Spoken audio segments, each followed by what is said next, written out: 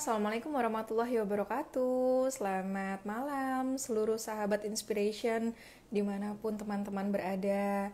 Jumpa lagi dengan saya Astriani Dwi Aryaning Tias yang akan memandu untuk Instagram Live kali ini yang sangat spesial karena kita ditemani oleh dua orang yang sangat saya kagumi perjuangannya, sangat menginspirasi, dan mudah-mudahan Instagram Live kali ini memberikan manfaat seluas-luasnya bagi yang membutuhkan serta masyarakat awam.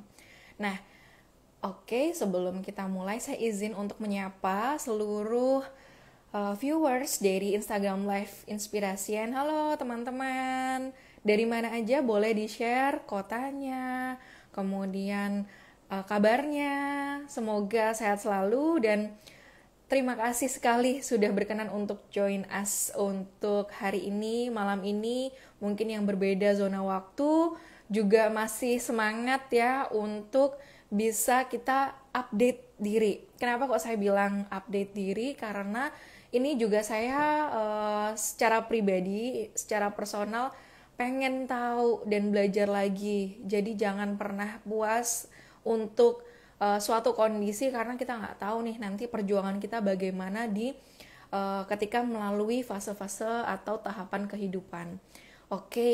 Halo yang dari Jawa Tengah, ini ada dari Sragen, ada dari Jogja. Salam, terima kasih sudah hadir. Nah, Instagram Live kali ini masih dipersembahkan oleh Inspirasien, platform penunjang kesehatan dan juga pendampingan pasien di Indonesia. Tentunya teman-teman ada juga ya pasti yang sudah mengalami atau menerima pendampingan di Inspiration. Mungkin bisa saling sharing ya di kolom komentar nanti. Dan jangan kapok ya kalau misalnya kita berproses bersama nih di Inspirasien.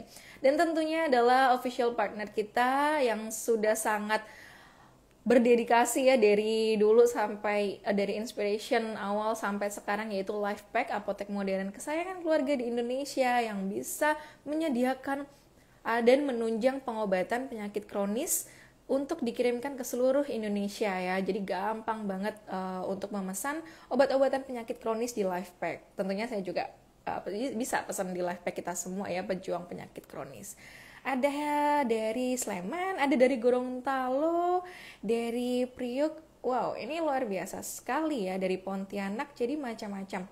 Kenapa kok dari tadi saya selalu fokus ke teman-teman ingin berbagi ya. Jadi di sini saya mau share dulu nih sebelum kita invite masing-masing dari narasumber. Nah, yang pertama adalah tentunya kita akan ditemani oleh psikolog dari Inspirasien, yaitu Ibu Tanalin Nur Firdausi, Magister Psikologi Psikolog Klinis, atau kita sapa aja dengan Mbak Nalin ya, karena memang Mbak Nalin ini sangat berdedikasi di bidang pendampingan dari klien pasien dengan penyakit kronis. Tapi tak hanya itu, beliau memiliki keahlian di bidang relasi, kemudian perkembangan untuk individu dewasa dan lain-lain. Beliau merupakan co-founder dari Langkah Hati, sebuah biro psikologi yang ada di Malang. Jadi teman-teman kalau ingin untuk mendapatkan pendampingan psikologi atau berproses bersama dari sisi kesehatan mental, bisa dengan Mbak Nalin. Menempuh edukasinya di Universitas Indonesia, kemudian di Universitas Surabaya ya untuk magister profesi psikologinya. Dan bisa dilihat dedikasi dari Mbak Nalin itu memang sudah dari 2015 hingga saat ini ya teman-teman. Itu Mbak Nalin merupakan expert kita yang akan kita hadirkan bersama supaya kondisi teman-teman ini tervalidasi, baik dari Mbak Tere maupun viewers ya. Jadi teman-teman bisa mengirimkan di kolom komen maupun di Q&A, tapi yang akan saya bacakan utamanya ada di Q&A. Dari Mbak Nalin itu profilnya. Saya akan sharing lagi terkait dengan salah satu narasumber yang kedua, yaitu adalah Mbak Teresia Magdalena yang merupakan seorang pejuang kanker payudara. Beliau akan berbagi kisahnya dengan perjuangannya kanker payudara yang sudah dari tahun 2019. Wow, udah 4 tahun berjalan ya. Jadi pengobatan di 2019 hingga 2020 dan dinyatakan cancer free selama 1 tahun. Luar biasa. Untuk mencapai statement cancer free itu perjuangannya, saya udah paham sekali ya betapa ups and downs itu luar biasa ya. Kemudian relapse. Nah, ada kondisi relapse yang dipaparkan ya oleh Mbak Tere, yaitu di 2021. Namun beliau nggak patah semangat dong. Tentunya ketika ada statement relapse, beliau berobat lagi dan sekarang sudah dinyatakan cancer free kembali. Congratulations to you Mbak Tere. Nah, ini cerita-cerita ini mudah-mudahan bisa kita ambil sisi positifnya, bisa kita teladani dan menjadi inspirasi oleh teman-teman seluruhnya, baik itu teman-teman pejuang penyakit kronis maupun yang sehat ya. Jadi kita bisa berbagi kondisi ini ke seluruh orang yang membutuhkan. Saya izin untuk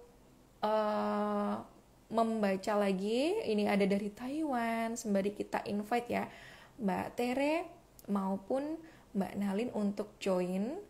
Ada dari Taiwan, ada dari Pontianak, ada dari mana ini, Sleman lagi. Oke, halo semuanya, terima kasih dari Magelang. Terima kasih atas kehadirannya. Ini kita sudah bersama dengan narasumber kita, yaitu Mbak Nalin. Halo, Assalamualaikum Mbak Nalin, selamat malam. Waalaikumsalam. Selamat malam Mbak Astri dan teman-teman Iya, Inspiration. oke. Ya ini Mbak Nalin adalah psikolog klinis kita yang akan menemani hari ini. Dan puji Tuhan Mbak Tere. Halo Mbak Tere, sudah Halo, hadir. Selamat malam. malam. Oke, nah teman-teman tadi sudah mendengar ya betapa dua orang ini akan menemani saya. Ceritanya ini sungguh luar biasa. Kita baru baca aja udah kayak, loh, relapse loh, cancer free loh. Relapse lagi cancer free, itu kayak roller coaster ya kita bilang gitu ya. Nah, mungkin ada hal-hal yang belum bisa diceritakan secara tertulis. Nanti kita bareng-bareng yuk simak teman-teman perjuangannya Mbak Tere itu seperti apa.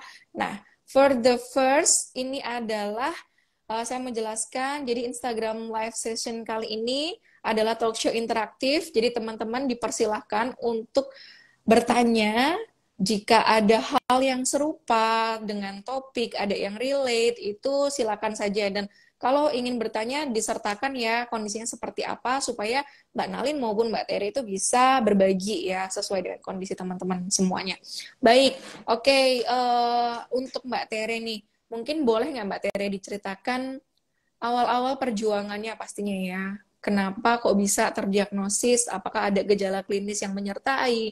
Atau faktor resiko yang dialami? Kemudian, kan 2019 nih saya tadi membacakan ya Mbak Tere untuk perjuangannya dari awal terdiagnosis. Itu sudah dilakukan treatment medisnya apa aja nih Mbak Tere? Silakan.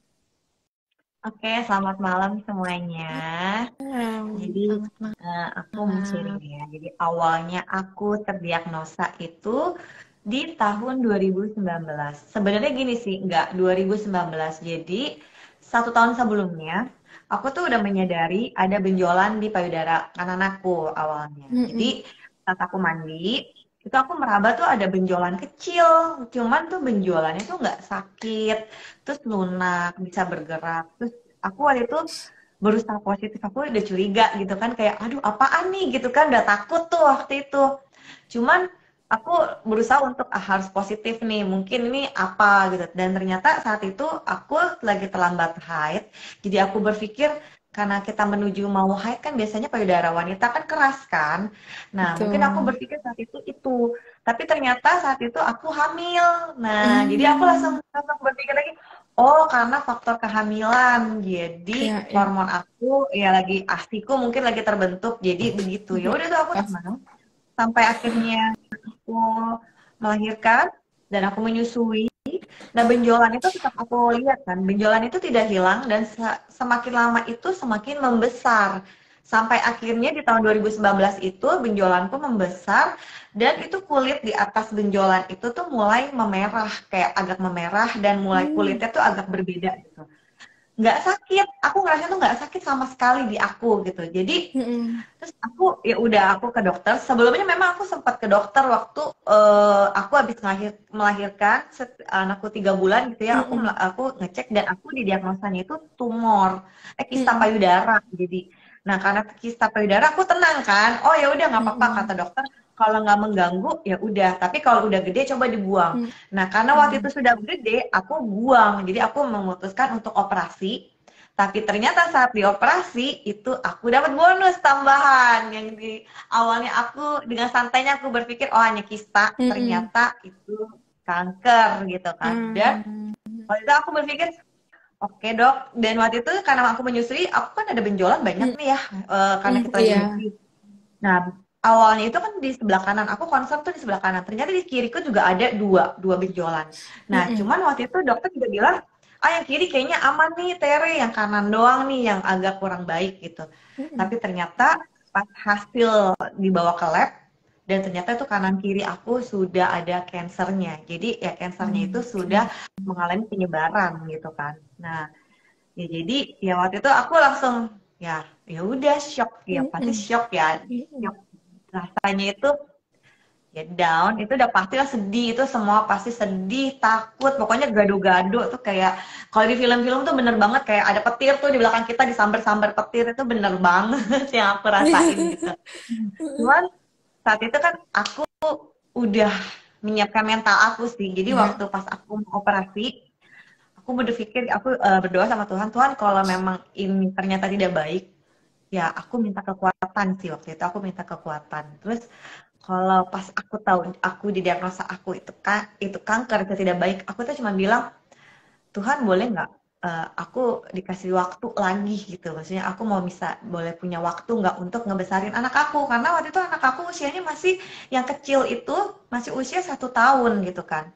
Terus kan aku sedih ya, maksudku kok Tuhan kasih aku anak, tapi ternyata aku dikasih sakit kayak begini gitu kan, yang aku berpikir waktuku tuh udah sebentar lagi, tapi sedangkan aku baru dikasih anak gitu, anakku masih perlu aku banget gitu kan. Jadi waktu itu ya aku berdoa itu, terus karena aku melihat anakku yang masih kecil, anak aku yang gede juga waktu itu masih kecil juga kan, itu tuh yang ngebuat aku tuh kayaknya aku harus berusaha, aku harus semangat gitu kan, aku harus semangat berjuang demi mereka gitu. Jadi aku berpikir ya udah, aku bilang sama Tuhan, Tuhan aku mau berjuang gitu, apapun yang aku jalani nanti ke depannya, aku percaya Tuhan kasih aku kekuatan gitu kan. Kan Tuhan pasti kasih cobaan ke kita tuh nggak mungkin melebihi kekuatan kita gitu kan ya. Jadi ya udah aku berusaha, pokoknya aku udah nggak mau berpikir down, aku nggak mau membuang tenaga aku untuk aku sedih saat itu. Jadi aku pikir tenagaku sayang kan kalau aku sedih, aku cuman kayak merasa duniaku runtuh gitu kan. Padahal tuh ada harapan yang sebenarnya harapan itu layak untuk aku perjuangkan dan harus aku coba. Jadi ya udah aku berpikir aku nggak mau down, aku nggak mau sedih, aku maunya ya udah aku mau semangat demi anak-anak aku, demi keluarga aku, demi orang yang sayang sama aku dan yang aku sayangin gitu. Jadi ya udah saat itu ya aku buang, aku kayak berdamai gitu ya dengan diri aku sendiri kan. Jadi aku menerima segala keadaan aku. Ya udah aku berjuang terus. Jadi kalau saat pengobatan waktu itu aku harus melakukan pengobatan kemoterapi sebanyak 8 kali. Jadi awalnya aku hanya lumpectomy. Lumpectomy itu pengangkatan sebagian kanker karena kankerku sudah gede. Karena sudah gede, tidak bisa diangkat semua kan, kayak sudah percuma karena juga sudah menyebar. Jadi aku nggak mastektomi, jadi hanya kemo. Waktu itu dokter bilang kita lihat di kemonya ya Tere, kalau kemonya bagus ya udah gitu kan, nggak ada lanjutannya lagi, aku nggak perlu radiasi katanya. Ya udah ternyata waktu itu respon tubuhku bagus. Jadi aku berdoa tuh selama kemo, aku cuma berdoa, sakit aku nggak apa-apa, aku kehilangan rambut aku nggak apa-apa, maksudnya aku jelek dulu aku nggak apa-apa, yang penting aku sehat, yang penting respon tubuh aku bagus, kankernya itu hilang, itu fokus aku. Jadi ya udah, pokoknya aku bilang ya udah kalau botak kita bisa akalin ya, botak kan nggak berarti jelek kan. Jadi aku tuh kayak menyemangati diriku juga gitu. Botak itu nggak jelek, nggak berarti jelek. Botak itu ya aku bisa tetap cantik kok gitu. Aku walaupun aku sakit, gimana sih caranya aku nggak menjadi beban buat keluargaku. Pokoknya aku tuh menyemangati diri aku sendiri dulu gitu, supaya orang-orang sekitar aku juga mereka juga jadi semangat, mereka juga jadi nggak bingung kan dengan kalau misalnya akunya sedih-sedih di saat pengobatan gitu. Dan ternyata ketika aku menjalani itu tuh kayak merasa aku dimudahkan semuanya, dan ternyata kemoku selesai, dan ternyata respon tubuhku bagus, dan kankernya itu hilang. Makanya saat aku selesai evaluasi itu aku dinyatakan cancer free. Nah udah tuh sampai 1 tahun aku cancer free, ternyata pas aku pengecekan rutin ada lagi di sebelah kiriku yang di tempat yang lama, tapi itu masih kecil banget, jadi masih kayak awal banget, dan memang di raba itu nggak berasa, tapi terdeteksi dengan alat PET scan gitu kan ya. Terus ya udah, jadi akhirnya aku menjalani pengobatan lagi. Aku harus mastektomi, kemudian aku harus angkat ovarium aku. Jadi aku angkat kedua indung telur aku, kanan kiri. Jadi aku 1 bulan operasi mastektomi, 1 bulan lagi aku ke rumah sakit operasi lagi. Terus 1 bulan kemudian setelah pasca operasi kan aku harus tunggu dulu tuh. Ya. Aku radiasi 25 kali, dan itu dievaluasi lagi. Kalau misalnya bagus, ya aku nggak ada lanjutan lagi kemo pun aku enggak. Jadi pas selesai radiasi udah aku CT scan lagi, aku periksa lagi, ya kondisiku cancer free lagi. Jadi aku hanya sekarang ini minum obat penekan hormon itu setiap hari untuk 10 tahun ke depan gitu. Oke, ya ampun, Mbak Tere naruh bawang di sini. Hah? Ya, ini kayak saya dari tadi tuh karena cerita tentang anak ya, biasanya itu adalah pemicu motivasi terbesar dalam hidup. Keluarga itu biasanya buat teman-teman yang berjuang dalam kondisi apapun luar biasa gitu ya. Saya sempat kayak nahan nangis sih, karena mungkin ya ada orang, bahkan saya sendiri itu, ada orang lain di luar sana yang sedang berjuang dengan kondisi penyakit kronis, dengan kondisi-kondisi sulit apapun gitu. Kalau udah ngomongin saya harus berjuang buat anak tuh rasanya nyeseknya bukan main. Kayak aduh itu ada energi level yang luar biasa pasti didapetin gitu ya. Dan kita harus move on dengan kesedihan. Tadi Mbak Teri sempat cerita ya ada kondisi down, saya sempat catat tuh kondisi kesambar petir, ada kilat-kilat di belakang gitu ya, itu kayak efek-efek 3D ternyata dirasain, dan dunia runtuh ya Mbak Tere, kayak kesamber loh. Awalnya kista, jadi hasil PA-nya cancer loh. Dan itu dua-duanya kayak dapat hadiah, tapi dapat hadiah karena punya anak, kemudian dapat lagi hadiah spesial malah 2 gitu cancernya. Kayak kalau saya jadi Mbak Tere, saya belum tentu sekuat Mbak Tere gitu loh. Kayak saya ngebayangin, wow luar biasa. Baik, oke. Tadi terima kasih Mbak Tere, kita jadi tahu ya perjuangannya, dan ternyata ada di titik dimana relapse tadi ya. Kok bisa sampai relapse itu pasti pertanyaan big question banget gitu ya di Mbak Tere. Tapi diterima loh sama Mbak Tere. Tadi ada kata juga satu highlight banget buat saya sendiri, berdamai. Nah, thank you banget. Jadi kita bisa langsung ke Mbak Nalin nih. Mbak Nalin, tadi dengerin Mbak Tere cerita, Mbak Nalin tuh angguk-angguk sampai geleng-geleng. Saya ngeliat banget ya ini respon emosinya yang mendengarkan ceritanya Mbak Tere. Gimana sih Mbak Nalin sebetulnya proses penerimaan diri, kita bilang ya, proses penerimaan diri seorang dengan pejuang penyakit kronis ini maupun kondisi-kondisi sulit lain gitu ya yang mengiringi, itu gimana sebetulnya dari kacamata atau pandang psikologi Mbak Nalin? Iya, iya, Mbak Astri, tadi saya mendengar cerita Mbak Tere memang luar biasa ya. Jadi apa ya? Saya terharu juga gitu ya. Ada pesan, ada apa ya? Ada syarat emosi yang luar biasa gitu ya dari ceritanya Mbak Tere gitu. Jadi kalau ngomongin tentang penerimaan diri, misalnya ini saya refer aja gitu ya ke ceritanya Mbak Tere tadi. Mbak Tere cerita prosesnya panjang, beberapa tahun, dan penerimaan diri itu bukan sesuatu yang instan, yang bukan yang dari awalnya kita nggak menerima, kemudian langsung besoknya atau hari kemudian, seminggu kemudian kita langsung totally menerima 100% gitu ya. Kalau kita ngomongin penerimaan diri, kalau di psikologi, maka kita menerima semua aspek. Dalam arti kita mengakui, kita memahami, kita awalnya awalnya kita recognize dulu gitu. Kita mengenali dulu ada aspek-aspek ini, baik yang menyenangkan atau menyakitkan, baik yang positif maupun yang negatif gitu ya, termasuk dengan diagnosa itu tadi. Memang diagnosa itu sesuatu yang negatif. Siapa yang mau Ya. dapat sakit kan, begitu tadi Mbak Astri bilang seperti itu di awal gitu ya. And that's okay. Itu sesuatu yang memang perlu kita akui dulu Betul. bahwa itu terjadi, tetapi kemudian jangan lupa ada aspek positif juga yang perlu kita terima. Tadi Mbak Tere bilang ada anak-anak. Itu juga sebuah kenyataan yang perlu kita terima juga. Ya, penerimaan diri itu bukan berarti kita hanya menerima semua aspek yang kita harus menerima nih, ini adalah ujian dari Tuhan dan segala macam. It's okay. Kita masukin di situ di satu wadah bahwa itu sesuatu yang nggak menyenangkan, itu yang menyakitkan, itu yang membuat kita sangat struggling, and at the same time kita juga bisa menerima dan mengakui ada banyak aspek-aspek lain dalam hidup kita. Ya, misalnya ada anak gitu, ada orang terdekat, ada suami, ada sahabat gitu, ada siapapun, ada cita-cita, ada meaning, ada makna. Apa sih saya memaknai kehidupan saya di sini?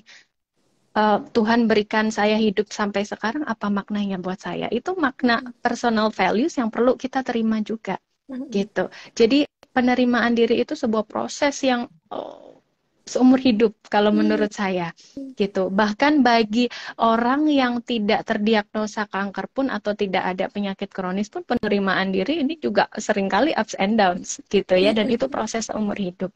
Apalagi dengan teman-teman misalnya seperti Mbak Tere, gitu ya, atau mungkin Mbak Astri dan teman-teman Inspirasian gitu, itu sesuatu yang kayak disambar petir gitu kan, sesuatu yang emosinya nggak karu-karuan, mungkin kalau di level 0 sampai 100 lebih gitu ya rasanya, yang bener-bener kesedihannya itu mentok, rasa takutnya itu mentok gitu, pasti seperti itu, kagetnya itu juga pasti mentok gitu. Jadi penerimaan diri merupakan proses yang tidak instan, yang pertama. Yang kedua, termasuk semua aspek, baik yang nggak enak ya yang kita rasain, dan termasuk juga aspek-aspek emosi itu tadi. Mbak Terry ceritanya tadi kan ada rasa sedih gitu ya, ada takutnya, ada shocknya gitu, and it's okay. Di cerita tadi saya melihat bahwa Mbak Terry mengakui itu, bahwa memang itu rasanya nggak enak gitu. Sedih ya wajar gitu, karena kita kehilangan banyak hal, banyak aspek dalam hidup kita sebelumnya, misalnya aktivitas gitu ya, misalnya level kesehatan kita, itu kita kehilangan dan pasti akan memunculkan emosi sedih, dan kita perlu menerima itu gitu. And at the same time tadi Mbak Tere menerima juga gitu bahwa ada space di situ, ada motivasi, ada daya. Dari mana dayanya? Dari anak-anak. Nah, itu proses yang berkesinambungan kan. Jadi di wadah sini it's okay, memang ini sedih gitu ya. Tetapi kemudian juga at the same time ada daya, ada power. Misalnya dari anak-anak gitu. Itu diterima juga gitu. Proses penerimaan diri itu seperti itu gitu. Jadi at the same time gak apa-apa kita mengakui juga yang gak enak, plus yang ada yang masih bisa kita perjuangkan di situ. Yang blessings buat kita gitu. Oke. Nah, Mbak Nalin, tadi kan Mbak Tere juga sampai ada di titik bersyukur ya. Saya sempat dengar habis berdamai, terus puji Tuhan ternyata saya malah mastektomi. Padahal itu hal yang membuat down ya harusnya Mbak Tere ya. Awalnya cuman satu, terus jadi semuanya diambil gitu.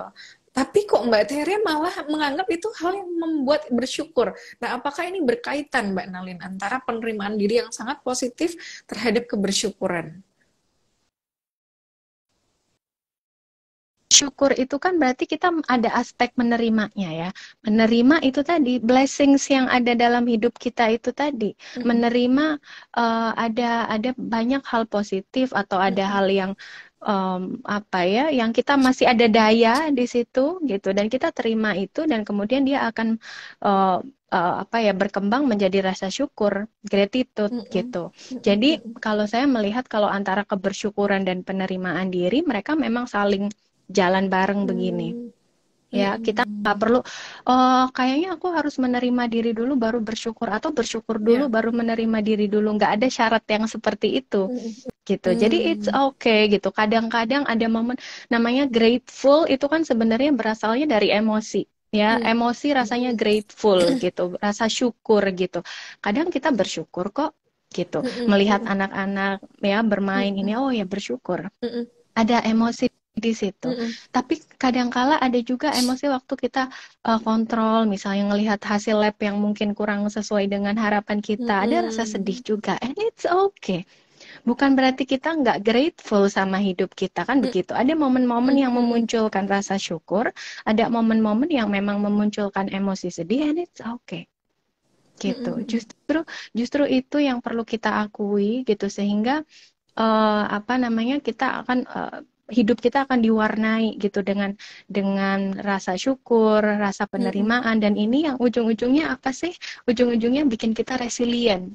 Hmm. Kan Ya, begitu, ya, untuk ya, bangkit betul. kembali, tujuannya ke Ya, sana gitu. ya, ya. Tujuannya tidak berhenti untuk oh aku positif, aku being positif, aku bersyukur, tidak sampai situ saja, tetapi untuk kita bangkit kembali, punya daya lenting yang memang sudah ada dalam diri kita, tapi kita hidupkan itu dengan penerimaan diri dan juga dengan bersyukur. Pada akhirnya kan dari situ Mbak Tere tadi punya kekuatan untuk tetap berjuang. Betul. Resiliensinya di situ tercipta, Mm-mm. keluar di situ. Ya, Mm-mm. untuk tetap Oke. fight apapun yang terjadi gitu. Oke, terima kasih nih Mbak Nalin. Kita jadi belajar banyak ya, ada wadah-wadah emosi yang harus diterima, dan in the same time, ternyata penerimaan diri itu selalu gandengan tangan ya dengan kebersyukuran. Mau kondisinya itu positif maupun negatif, biasanya kita bisa menilai itu sebagai grateful tadi ya. Nah, oke, mungkin tadi penjelasan awal sudah kita dapatkan. Boleh nggak kita langsung ke sesi diskusi ya? Mungkin kita bisa Boleh. tahu insight dari teman-teman seperti apa nih. Mungkin juga bisa kita validasi bersama ya dari Mbak Tere maupun Mbak Nalin. Saya izin untuk membacakan dan membuka kolom komen sebentar.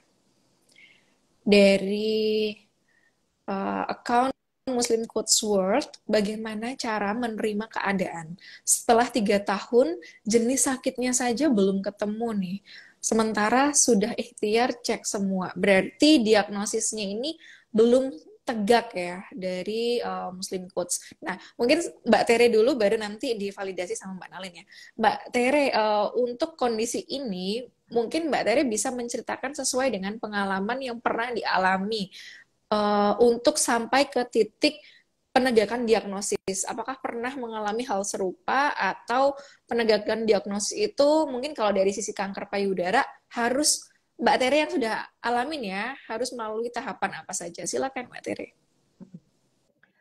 Kalau aku sih gini, saat aku merasakan ada benjolan itu sampai aku bisa mendapatkan diagnosanya apa, sebenarnya kan Mm-mm. emang kalau kanker payudara itu tanda-tandanya sih menurut aku agak jelas ya. Jadi Mm-mm. memang benjolan yang ada di payudara, ada benjolan, kadang-kadang tuh ada yang keluar Ya. cairan, misalnya kayak cairan atau darah itu juga bisa. Mm-mm. Pokoknya ya, karena ada benjolan malah biasanya karena ada benjolan di payudara, aku tuh langsung berpikir kanker nih gitu, jangan kanker nih. Lu itu yang pertama malah aku Mm-mm. dulu tuh nggak pikiran itu ada kista payudara, aku nggak tahu ada kista payudara, ada tumor, Mm-mm. dan ternyata benjolan itu nggak selalu kanker kan. Sebenarnya Mm-mm. benjolan di payudara itu nggak selalu kanker, banyak ada tumor aja ada banyak macamnya.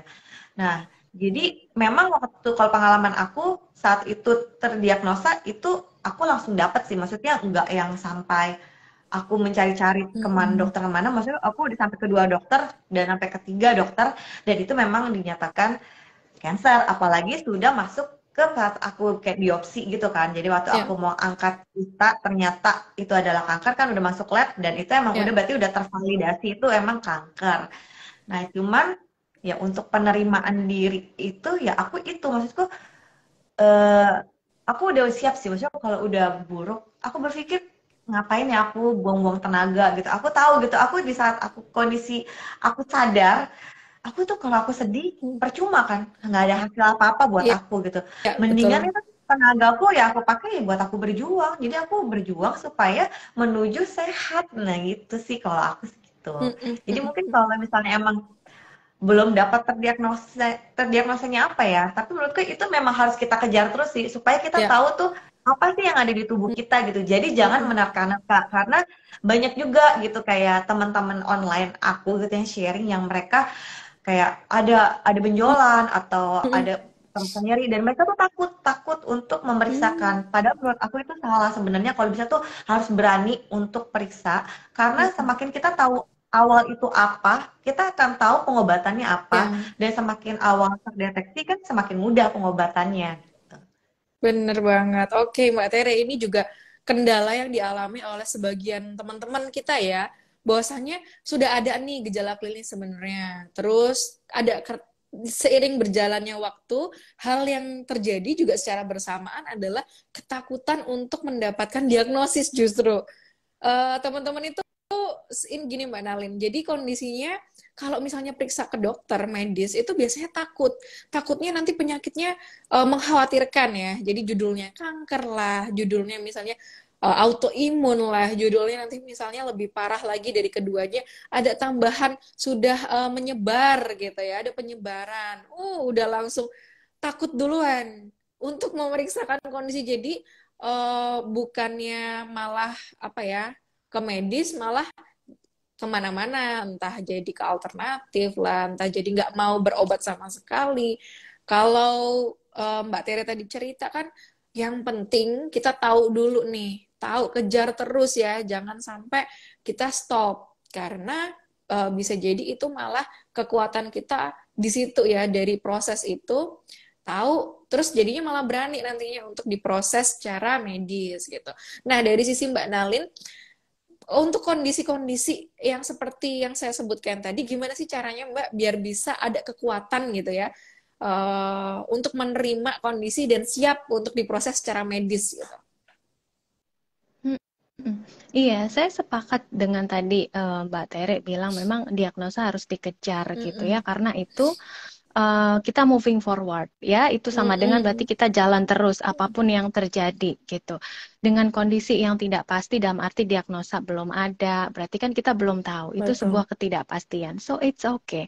Kita akuin aja kalau memang Mm-mm. sekarang kita lagi nggak pasti nih, Mm-mm. berada dalam ketidakpastian. Kita accept the reality bahwa ini lagi masih belum pasti. Mm-mm. Berarti kalau kita sudah terima itu bahwa ini belum pasti, apa yang what to do kan kemudian kita kejar terus Ya. sampai pasti kan begitu sebetulnya ya. Jadi kita terima realitinya seperti apa, ada di posisi seperti apa. Oke, ini masih Mm-mm. belum pasti. Saya terima memang kondisinya kita masih memang belum tahu ada diagnosa. Mm-mm. Oke, and then what to do? Berarti aku harus jalan terus. Ya. Entah kemana cari informasi seperti apa, seperti itu, gitu. Seperti yang tadi Mbak Tere sudah sampaikan, gitu. Jadi untuk menerima kondisi, penerimaan itu bukan berarti oke, aku menerima terus sudah di situ aja. Mm-mm. Dalam arti kita stuck. Kita nggak seperti itu, tetapi menerima itu sebenarnya untuk mau kasih kita informasi apa sih yang bisa kita lakukan dari Mm-mm. hasil yang kita terima tadi, dari reality yang bisa Mm-mm. kita accept itu tadi.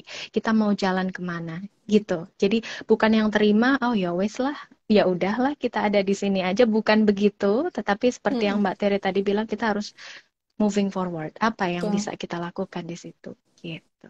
Gitu sih Oke. Mbak Astri.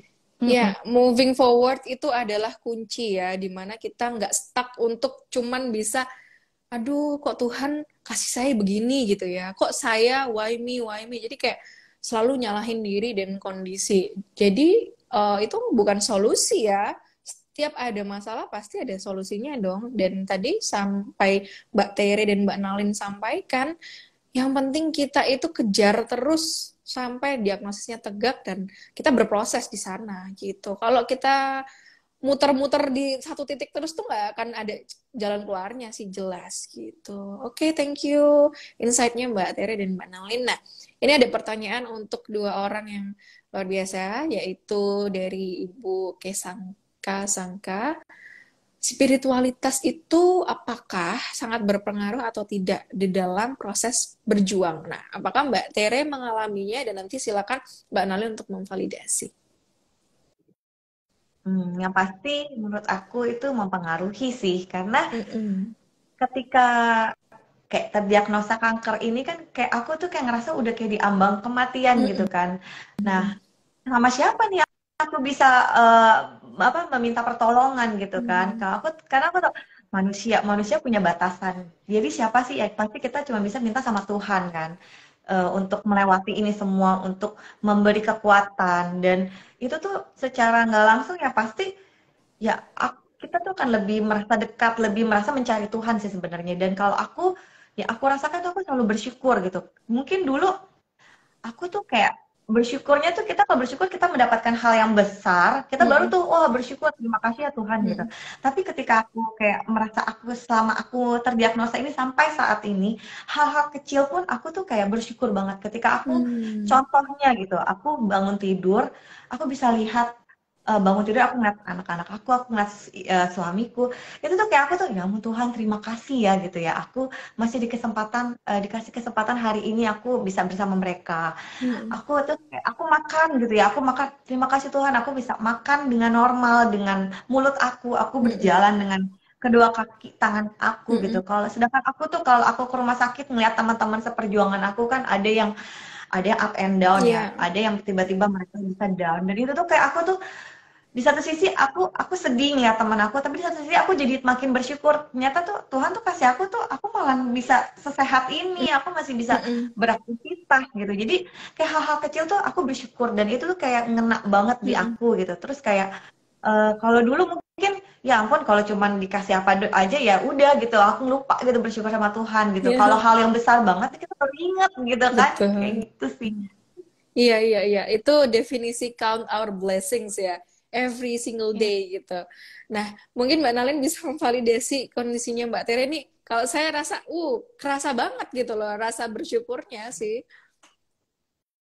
Iya, iya, saya sepakat Mbak Astri. Jadi yang diceritain Mbak Tere itu istilahnya kalau di psikologi itu counting the blessings. Itu adalah salah satu teknik untuk apa ya? Untuk menciptakan atau membiasakan diri kita, melatih diri kita untuk bersyukur gitu. Jadi Mm-mm. counting the blessings, hal yang kecil-kecil itu apapun yang kita bisa ada di depan kita yang Mm-mm. kita kita sukai, kita merasa Mm-mm. nyaman, kita merasa bersyukur di situ itu kita masukkan dalam ingatan kita. Maksudnya benar-benar di notice dan dimasukkan nih ke otak karena biasanya dia ke Mm-mm. skip gitu ya. Dan Mm-mm. hubungannya sama spiritualitas sebenarnya spiritualitas itu kalau saya menilai ini sangat luas gitu ya, tidak hanya Mm-mm. terkait tentang agama tertentu atau religious belief gitu ya, tetapi spiritualitas itu sangat luas. Di situ ada faith, ada keyakinan, Ya. bisa jadi keyakinan ini terhadap alam semesta, terhadap apapun gitu ya. Nah, tadi Mbak Tere mencontohkan spiritualitas yang ada di dalam cerita dan kisahnya Mbak Tere ini terhadap keimanan terhadap Tuhan gitu ya, terhadap yang sudah diberikan gitu ya, rizki yang sudah diberikan Tuhan terhadap kehidupannya Mbak Tere dan di situ membantu untuk itu tadi ternyata tanpa sadar mungkin tanpa kita tahu yang dilakukan Mbak Tere itu sebuah latihan yang biasanya saya juga beberapa kali kasih ke klien saya counting the blessings namanya gitu dan dengan kita counting the blessings hal yang kecil-kecil itu tadi otak kita akan jadi lebih seimbang. Karena apa? Mm-mm. Ketika kita terdiagnosa, pasti yang lebih menyakitkan Mm-mm. atau yang lebih lebih sedih, lebih ini kan pasti pasti di depan. Itu udah wajar Mm-mm. sekali karena itu mengancam survival kita ya. Pasti lebih di depan dan kayak kesambar petir itu lebih lebih gede gitu ya, Mm-mm. lebih jadi fokus kita dan itu normal sekali. Dengan kita berlatih untuk melihat hal yang kecil-kecil itu kita menyeimbangkan gitu bahwa Mm. otak kita ini nggak yang istilahnya kita nggak under mikroskop yang menyakitkan itu tadi gitu. Tapi Mm-mm. kita lepas itu mikroskopnya, kita Mm-mm. lihat oke, memang ini menyakitkan, memang ini sesuatu yang nggak mudah untuk dijalani gitu. But at the Ya. same time ada blessings kecil-kecil ini tadi gitu. Yang biasanya sehari-hari kita skip, tetapi dengan latihan itu, dengan rasa percaya ada faith terhadap Mm-mm. Tuhan, terhadap alam semesta gitu ya, itu jadi Mm-mm. melatih gitu ya otak kita. Jadi, oh iya ya, meskipun aku ada dalam kondisi seperti ini, aku juga tetap punya yang Mm-mm. menyenangkan atau yang bisa aku syukuri di sini dan itu melatih otak kita biar jadi lebih seimbang dan itu akhirnya membuat untuk kita melatih resiliensi tadi gitu. Iya, iya. Kadang-kadang itu ada ya yang namanya kita tuh udah pengen banget gitu loh Mbak Nalin, bersyukur gitu ya. Saya sudah bisa ini, saya jauh lebih baik hari ini daripada hari kemarin. Terus kemudian ya Allah terima kasih dikasih napas aja, hidup ini adalah privilege gitu ya. Udah syukur banget.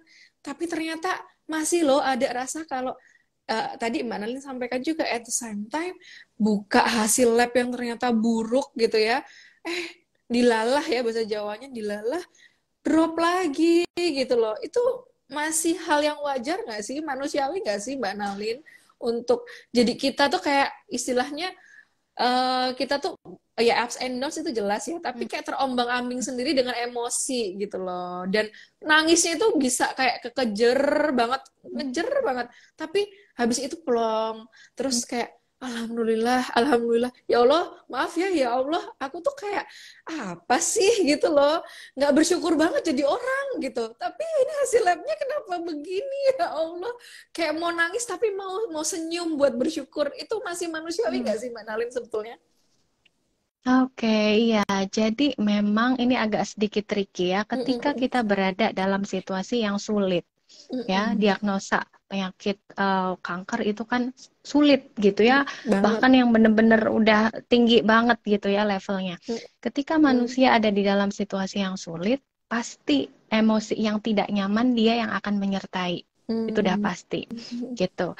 Jadi emosinya nggak apa-apa, rasanya nggak apa-apa. Jadi kita bedain antara rasa yang kita rasain, sedihnya itu kayak apa sih, rasanya pengen nangis. Oh ya nggak apa-apa, itu ekspresi nangis ya nangis aja. Gitu. Jadi rasanya ini memang sulit. Oke, sedih. Kemudian ada takutnya. Oke, memang rasanya ini nggak apa-apa. Gitu ya. Itu feeling, itu perasaan. Jadi kalau di psikologi biasanya saya coba bantu klien untuk membedakan. Itu feeling kamu. Itu sedih, itu takut, gitu, nggak apa-apa. Itu memang begitu rasanya. Dan apa yang tubuh kamu bilang mau nangis, oke, nggak apa-apa, nangis aja dulu, karena itu ekspresi, gitu. Itu ekspresi, justru dengan di situ kita mengasihi diri kita sendiri. Bahwa nggak masuk akal ketika seseorang berada di dalam situasi sulit, terus dia, hore, aku bersyukur. Nggak masuk akal betul. Yang tiba-tiba 100% seperti itu, happy gitu ya. Justru yang paling masuk akal itu sedihnya dulu mungkin gitu, atau takutnya dulu. Ini pasti ada bercampur di situ. Gitu. Itu yang pertama. Kemudian yang kedua, bukan berarti kita tidak bersyukur. Seperti tadi Mbak Astri bilang, ada momen yang sebelumnya itu bersyukur loh.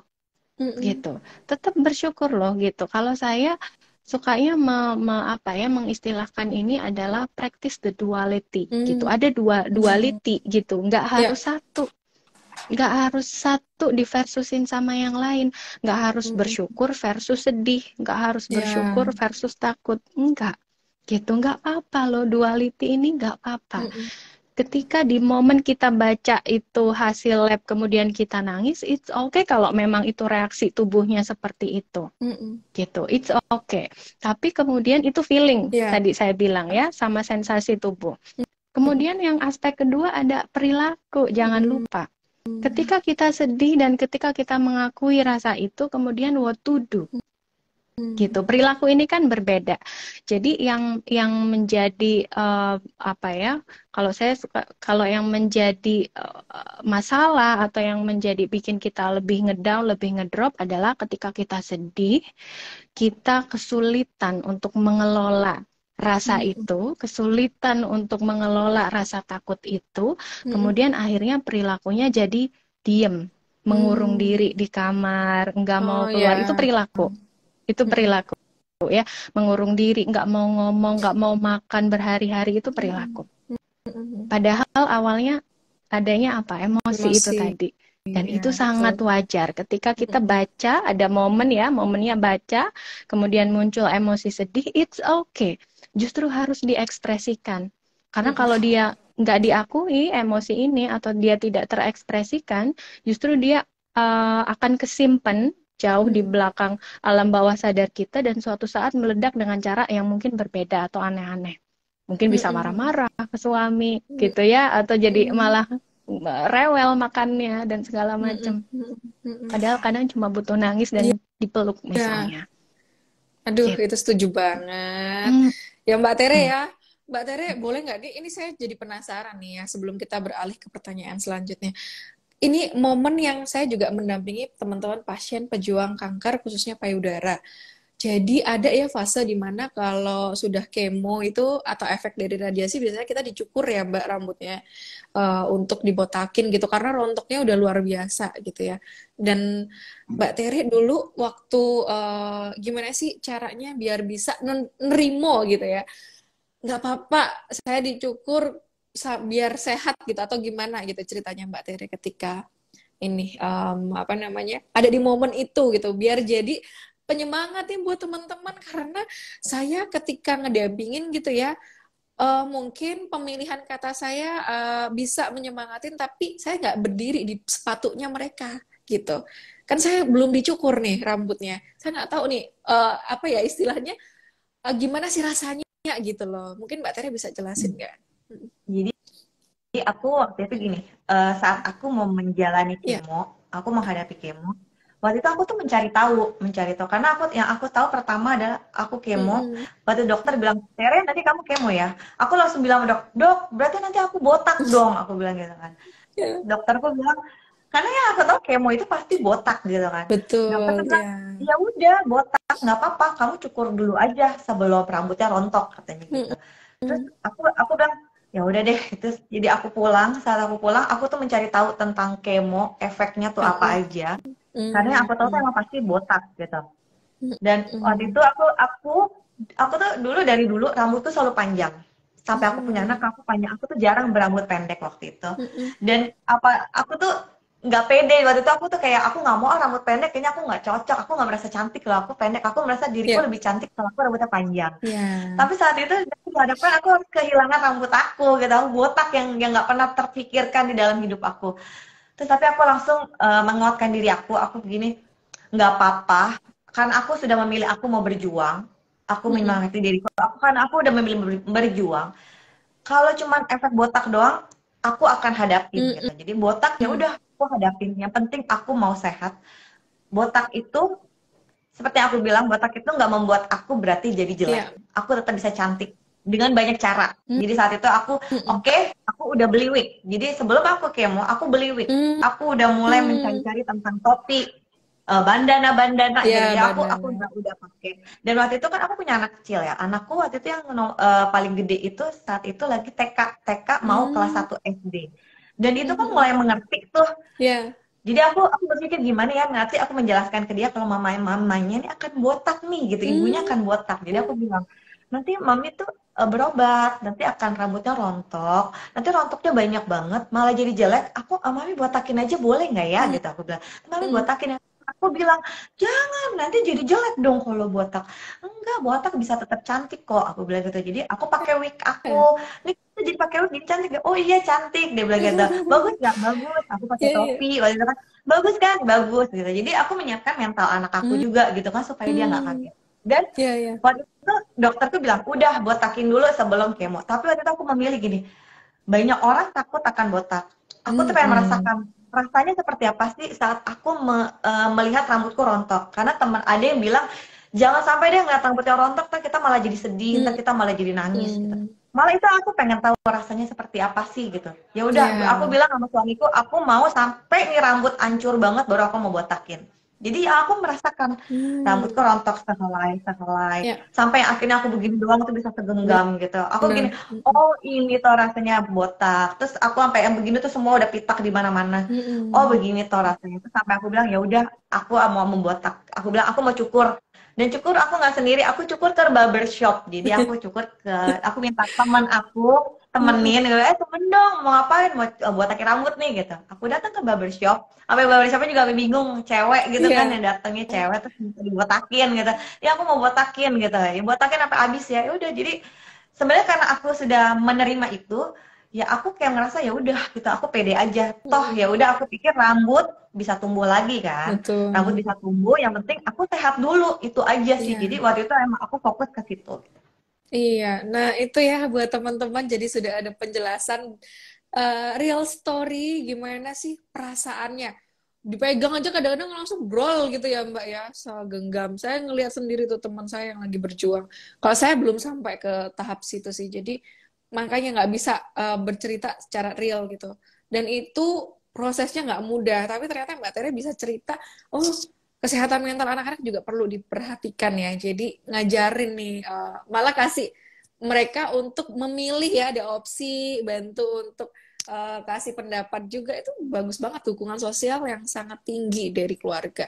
Nah Mbak Nalin bisa lah validasi ini. Oh, untuk teman-teman juga nih motivasi, susahnya minta ampun Mbak, beneran. Untuk apa ya istilahnya, membuat feelingnya itu tadi, ada feeling ya sama ekspresinya itu bisa menjadi positif ketika harus kan, karena mau nggak mau ya Mbak Tere ya, kondisi itu pasti akan rontok gitu loh. Dan mau nggak mau harus menghadapi fase dibotakin. Ini fase sih kalau botak gitu ya, karena proses kemo itu kan berapa cycle gitu. Silakan Mbak Nelin.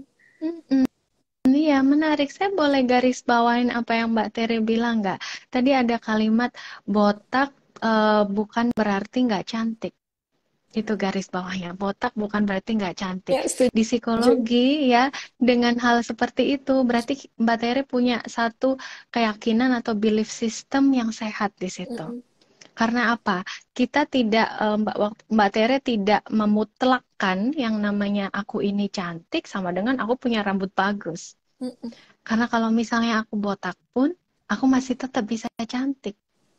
Kalau aku masih tetap bisa cantik, anak-anak aku, suami aku, keluarga aku, teman-teman aku, ya kita semua masih tetap saling ya seperti biasa gitu. Ya, Nggak ada yang look down ke saya, nggak ada yang menghina saya, nggak ada yang seperti itu. betul. Jadi ada suatu pikiran itu, ada satu belief yang seperti itu tadi, gitu.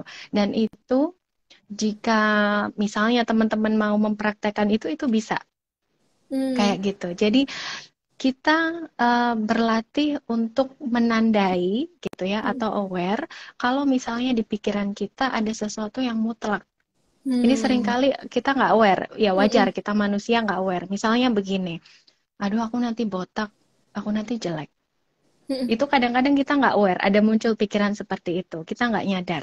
Aduh aku nggak mau jelek. Yang nggak dimauin kan kita menjadi jelek. Kemudian Ya. ketika kita menjadi jelek, kita tidak diterima oleh orang lain Mm-mm. atau kita dihina oleh orang lain. Ini yang kita nggak mau Mm-mm. sebetulnya, bukan Ya. botaknya. Tapi kalau dilihat atau dikupas lagi ke belakang, yang kita nggak mau, yang kita hindari adalah menjadi jelek. Artinya menjadi jelek berarti kita ditolak atau kita dihina oleh orang lain, gitu. Atau kita tidak Betul. diterima oleh orang lain. Tetapi ketika mungkin satu support system kita bagus, yang Mm-mm. kedua bagaimana kita punya keyakinan terhadap diri Ya. sendiri ini ya, self love-nya, bagaimana kita Mm-mm. melihat diri kita sendiri kalau itu oke, botak ya botak aja, bukan berarti itu nggak bagus, bukan berarti itu Mm-mm. kemudian aku tidak diterima oleh orang lain atau tidak disayang oleh orang lain lantas hanya karena botak aja gitu. Itu Mm-mm. satu belief system yang sehat di situ karena nggak ada kemutlakan di situ. Cantik bisa Mm-mm. bermacam-macam, ada Ya rambutnya dong. cantik, botak cantik, ya pitak juga cantik, terserah Mm-mm. gitu ya.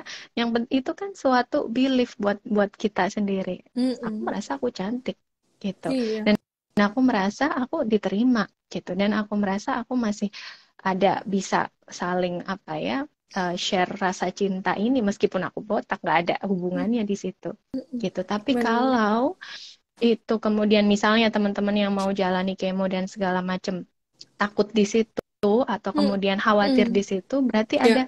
ada satu pikiran, ada belief jauh di belakang apa namanya Mm-mm. pikiran kita yang mungkin membayangi itu tadi. Coba disadarin di situ. Buat teman-teman tadi ya, gimana caranya coba disadarin. Ada belief apa? Mm-mm. Ada keyakinan apa? Ada pikiran yang ngomong apa tentang kamu kalau kamu Ya, botak gitu. betul. Nah, di situ kita Oke. coba aware di situ ya. Mm-mm. Setuju banget ini Mbak Nalin ya. Dan tadi Mm-mm. Mbak Nalin menggarisbawahi bahwasannya Alhamdulillah ya, bersyukurnya Mbak Tere itu didukung ya sama keluarga, anak-anak, support, pasangan, support. Nah, ini ada pertanyaan dari Mbak Anissa untuk Mbak Nalin. Mungkin nanti Mbak Tere juga bisa cerita ya sedikit gitu ya terkait dengan support system di keluarga.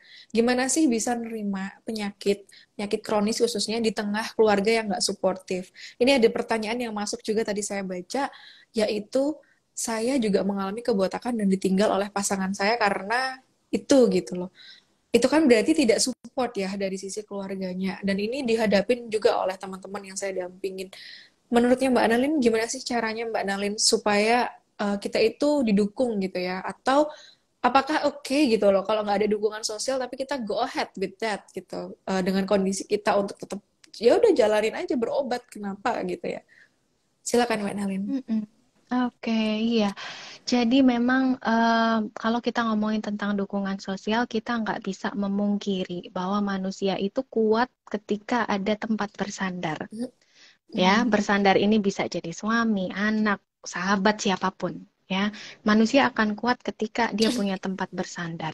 Kalau ternyata dia berekspektasi ada seseorang yang bisa buat dia bersandar, kemudian dia pergi jatuh. Oke, dia jatuh. Kan tadi misalnya pasangannya Ya. meninggalkan dia atau keluarganya tidak support, dia ekspektasi dia bisa bersandar, tapi ini nggak bisa, berarti kan dia jatuh. Sakit pasti, gitu. Nggak enak banget pasti. Itu udah pasti. Dan rasanya memang sangat menyakitkan di situ. Nah, kemudian tetapi dari situ, berarti kan kita coba lihat lagi, balik lagi ke acceptance. Gitu. Realitinya seperti apa? Oh iya, realitinya ternyata pasangan aku meninggalkan aku dengan kondisi aku seperti ini. So it means, maka artinya pasangan aku realitanya tidak bisa menerima aku dalam kondisi yang seperti ini. Kan begitu? Ada realita itu yang perlu pelan-pelan kita juga bisa berproses untuk terima gitu. Mungkin pasangan kita, ya pasangan yang pergi ini tidak punya kapasitas untuk menjadi tempat bersandar kita dan menerima itu gitu. Dan memang itu sakit gitu ya, dan itu memang menyakitkan gitu. Tetapi bukan berarti kita kemudian tadi balik ke perilakunya. Sakit iya, sedih iya, tapi bukan berarti kita kemudian mengurung diri di kamar, nggak mau ngapa-ngapain dan tidak mau moving forward. Betul. Gitu. Karena kita punya daya untuk apa? Untuk mencari sendiri sumber-sumber penguatan kita, untuk mencari sendiri di mana kita bisa bersandar yang ini aman buat kita. Entah itu mungkin kita cari support system di teman, di komunitas, misalnya seperti teman-teman komunitasku Juang Kanker, seperti Inspirasien, itu sebuah platform, sebuah wadah yang memang tujuannya untuk ini nih.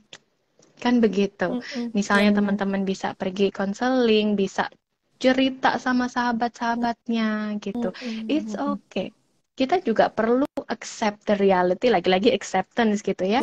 Accept the reality bahwa kita punya daya. Kita bisa cari itu sendiri di tempat yang lain.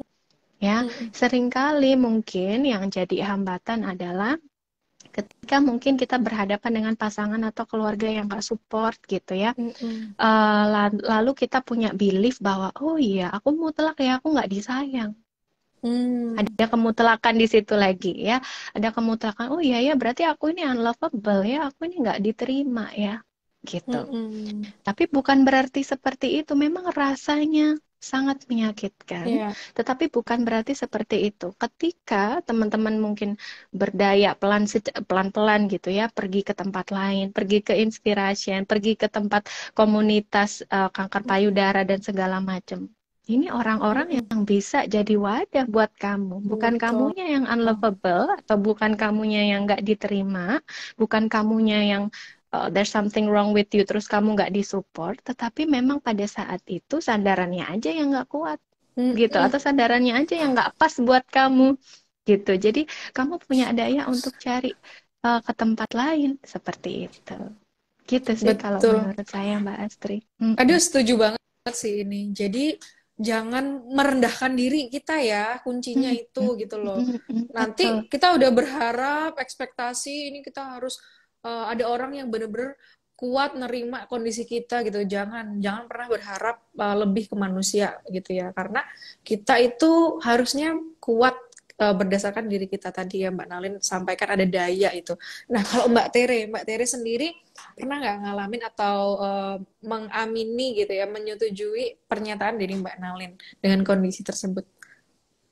Setuju banget, aku setuju banget. Jadi memang aku juga sering banget ya dapat sharing dari teman-teman gitu, dari yang aku tahu kayak teman-temanku yang sesama pejuang, misalnya aku ketemu di rumah sakit, bahkan sampai teman-teman online gitu kan, banyak juga yang mereka sharing ke aku, mereka banyak yang ditinggalkan, keluarga nggak mendukung, bahkan sampai ada yang takut. Sebenarnya aku udah periksa tapi aku nggak berani ngomong-ngomong ke keluarga besar Iya. gitu, cuman tahu misalnya hanya satu orang terdekat gitu. Terus aku salah satu kenapa aku mau men-sharingkan kisah aku gitu di media sosial itu adalah aku tuh juga kayak pengen memberikan semangat gitu, kayak ngasih kekuatan Ya, kalian itu nggak sendirian gitu loh, kita sama-sama yuk berjuang gitu. Terus juga setuju. memang ada kayak komunitas misalnya kayak Ya. komunitas pejuang kanker payudara itu tuh bagus banget gitu. Kalau misalnya Mm-mm. memang kalian butuh support, masuk aja di dalam grup, dan itu Mm-mm. tempat kita tuh saling nguatin, tempat kita saling meluapkan emosi kita. Dan kalau kita cerita dengan orang-orang yang mengalami hal yang sama, kadang-kadang tuh kita tuh bisa dapat kekuatan yang menurutku yang lebih mengena gitu. Kadang-kadang kan Mm-mm. dari orang-orang yang mensupport juga di lingkungan kita banyak yang kadang-kadang tuh mereka udah pasti ayo semangat. Kadang-kadang tuh ketika kita capek ya, kadang-kadang aku tuh pasti kita ngerasa kayak kita capek, dibilang Ya. ayo semangat semangat, dalam hati tuh aduh gue tuh udah semangat dari awal gitu, udah sampai banyak banget ya lo enak Ya banget benar. gampang ngomonginnya gitu kan, kayak gitu kan. Tapi ketika yang ngomong kita adalah sesama Ya. pejuang, ayo bisa loh, kamu bisa loh, kita Mm-mm. bisa, kita. Dan ketika kita dibilang seperti itu tuh kayak wah, itu kayak bener-bener power banget Ya. gitu, bener-bener kayak semangat banget. Dan menurutku walaupun kita kita pernah disakitin gitu ya, Mm-mm. maksudnya kita kayak merasa nggak disupport, tapi menurutku kita itu juga layak gitu loh untuk memperjuangkan kebahagiaan kita sendiri gitu. Setuju. Iya, ini bener banget ya, teman-teman.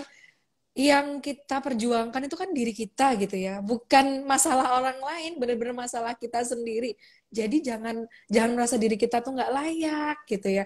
Jangan jangan taruh ekspektasi lebih sama orang yang bahkan nggak bisa untuk memperjuangkan dirinya sendiri. Orang nggak mau nemenin kita kan janjinya kan in good or bad ya. Jadi mau kondisinya happy juga harus hadir, mau kondisinya terpuruk sekalipun juga harus hadir. Belum tentu kok kalau misalnya dia yang meninggalkan kita, nanti terus dia ada kondisi sulit, ada orang lain itu bisa setegar yang kita hadapin gitu. Belum tentu dia seperti itu.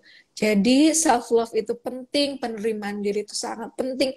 Bahkan Mbak Tere ini kalau saya lihat ya dari ini loh Mbak Analin, jadi Mbak Tere itu sering banget sharing ya, kasih edukasi, kasih semangat ke teman-teman di Instagram account-nya betapa perjuangan kita untuk menjadi sehat itu tuh panjang, nggak mudah loh, panjang banget, butuh proses dan pasti akan ngalamin stressful, terus kemudian kondisi nggak menyenangkan, ditinggal pasangan, maybe yes, mungkin sebagian orang hadapin, tapi apa? Keep going untuk sehat. Karena ya kita sendiri yang berjuang ya, bukan orang lain gitu. Siapa yang mau kan? Gitu. Terus mungkin itu jadi salah satu cara untuk bersyukurnya Mbak Tere ya, dengan sharing gitu, dengan speak up, bercerita tentang kondisi. So buat teman-teman yang bisa untuk memilih ya, mungkin saya rahasiain dulu deh penyakit saya, nanti baru cerita. Itu juga pilihan yang bagus, nggak apa-apa. Tadi Mbak Narin juga bilang it's okay untuk menerima feeling itu. Tapi kalau bercerita pun itu juga nggak ada salahnya. Kita bukan untuk mencari rasa kasihan. Nggak sama sekali ya Mbak Tere ya. Bener-bener pengen cerita itu pure untuk sharing, saling menguatkan, gotong royong ya buat sehat lagi bareng-bareng. Jadi kalau drop nanti bisa, ayo semangat semangat gitu ya. Maaf saya lagi nggak pengen disemangatin, itu juga gak apa-apa gitu loh sebenarnya. Jadi oke-oke aja. Ini thank you banget, insightful sekali untuk Instagram Live kali ini, dan tadi pertanyaannya sudah terjawab semua. Jadi mungkin ada yang sharing ya dengan penyakit kronis yang lain. Kalau kondisinya ditinggal pasangan, kondisinya perburukan kondisi, scan anxiety itu kecemasan karena hasil labnya buruk, itu wajar manusiawi gitu ya. Diterima datangnya perasaan dan oke untuk memproses itu gitu. Nah, sebelum kita tutup boleh nggak Mbak Tere berbagi ya motivational atau affirmation kata-kata untuk menyemangati. Tadi kan kita udah semangat di awal ya, jadi akhirnya harus semangat juga. Silakan Mbak Tere buat teman-teman pejuang penyakit kronis dan sahabat inspiration.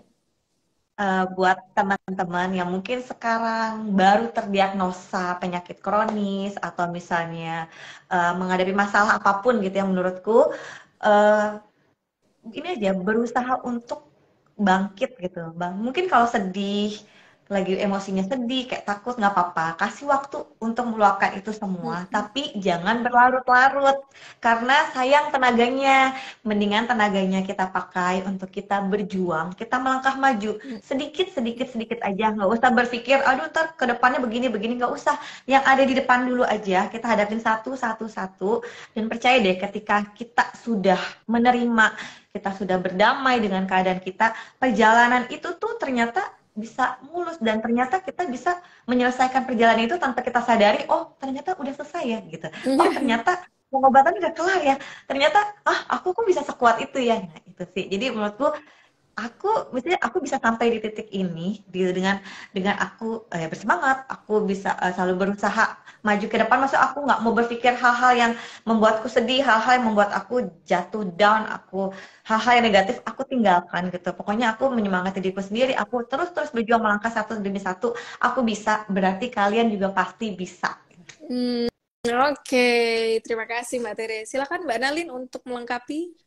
Luar biasa ya, jadi saya juga kehilangan kata-kata gitu ya, karena semuanya udah disampaikan oleh Mbak Tere gitu. Jadi sudah komplit di situ buat teman-teman inspiration, buat teman-teman pejuang penyakit kronis gitu ya. It's okay kalau misalnya teman-teman struggling gitu ya, ada rasa-rasa emosi-emosi yang nggak enak, kita perlu terima itu gitu ya, kita perlu akui itu, dan at the same time kita juga perlu mengakui juga ada hal-hal small blessings itu tadi, ada hal yang bisa kita syukuri, ada menerima bahwa kita masih punya daya untuk maju ke depan gitu. Ini yang menjadi power buat teman-teman gitu ya, untuk mungkin saling menguatkan satu sama lain. Jangan lupa buat teman-teman yang mungkin support sistemnya mungkin minim atau nggak sesuai yang diharapkan, ada komunitas-komunitas, ada teman-teman sesama pejuang yang siap sedia gitu ya, bareng-bareng sama teman-teman mendampingi perjalanannya gitu.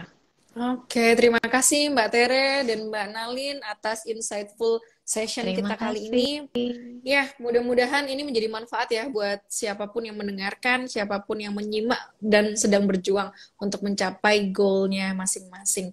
Oke, semoga Mbak Tere selalu sehat, Mbak Nalin selalu sehat, dan kita bisa berjumpa di next session. Silakan bisa off dan saya akan closing. Terima kasih. Oke, terima kasih Mbak Astri, makasih Ya, Mbak Tere. terima kasih. Terima kasih, Melisa. Ya, Thank you. thank you. Oke, nah teman-teman semuanya, ini tadi kita sudah mendengarkan, menyimak betapa perjuangan dari seorang Teresia Magdalena yang seorang pejuang kanker payudara mulai dari awal sampai ada kisah-kisah yang benar-benar mengharukan ya. Kita kayak berasa ikut larut di dalamnya, empati kita tumbuh karena cerita dari Mbak Tere, dan ternyata Mbak Tere jauh lebih kuat, jauh lebih bisa menerima kondisi dia sebelum dan sesudah terdiagnosis penyakit. Itu adalah proses yang jangka panjang, bahkan seumur hidup bisa kita lalui. Ternyata kita kuat kok, kita bisa kok untuk melaluinya. Dan kondisinya nggak cuman berjuang dengan kanker payudara, bisa dengan penyakit kronis apapun atau kondisi-kondisi sulit sekalipun gitu ya. Jadi jangan patah semangat, kita yang mengetahui kekuatan dari masing-masing. Dan Mbak Nalin tadi sampaikan betul-betul ya, perjuangan itu mutlak ya. Harus ada yang namanya penerimaan diri, walaupun prosesnya juga seumur hidup nih. Mau kondisinya jatuh, tidak diterima lagi, kemudian ditinggalkan pasangan, atau orang-orang sekitar kita tidak support, carilah wadah-wadah atau hal yang bisa membuat kita meningkatkan self love kita. Jadi itu kuncinya gimana kita bisa long lasting untuk berjuang. Terima kasih Mbak Nalin dan juga Mbak Tere atas insightful sessionnya. Dan saya juga ucapkan terima kasih kepada seluruh viewers dari Inspiration, para sahabat Inspiration. Mudah-mudahan sesi kali ini hangat dan juga diterima dengan baik, penuh manfaat buat diri kita dan juga banyak orang. Dan terima kasih juga kepada Lifepack selaku official mitra dari Inspiration, apotik modern kepercayaan keluarga untuk pejuang penyakit kronis juga bisa order di Lifepack untuk obat-obatannya, jadi kita bisa tetap tenang jadi pasien. Dan jangan lupa ya teman-teman, kalau perlu untuk dukungan, pendampingan, bahkan hal-hal receh sekalipun, bisa langsung aja follow Instagram @inspira.cien atau join us di WhatsApp grup kami. Jadi kita bisa untuk menginformasikan segala macam pendampingan yang positif buat teman-teman pejuang penyakit kronis yang sedang berjuang untuk sehat.